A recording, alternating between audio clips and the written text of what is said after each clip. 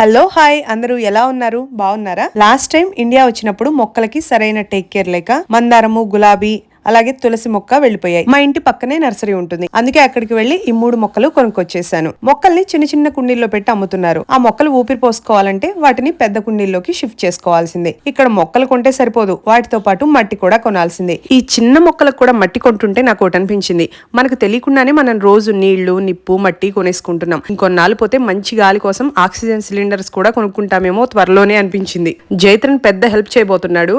అదిగోండి కుండీ తీస్తున్నాడు. అది అటు పడింది అనుకోండి, నేను డైరెక్ట్ గా ఇండియా వస్తా. అదే ఇక్కడే ఉంటే ఉందిలేండి, ఎందుకంటే లెటరింగ్ కి వీళ్ళు వేసే ఫైన్స్ అలా ఉంటాయి. ఇంతకు ముందు కూడా మీరు మన వీడియోస్ చూసినట్లయితే నేను మట్టిలో ఎర్రల్ని వేసి ప్లాంట్స్ పెట్టాను. ఆ ఎర్రలు ఇప్పుడు చాలా పెద్దవి అయ్యాయి. ఎర్రలు చాలానే వచ్చాయి, కానీ చిన్న చిన్న ఎర్రలు ఏమవుతున్నాయంటే వర్షం పడ్డప్పుడు కింద పడిపోతున్నాయి. వర్మీ కంపోస్ట్ మొక్కలకు బాగా పనిచేస్తుందని మీకు తెలుసుగా. ఇంకో వీడియోతో మళ్ళీ కలుసుకుందాం. ఈలోపు ఈ వీడియో నచ్చినట్లయితే అన్ని మీకు తెలిసిన విషయాలే.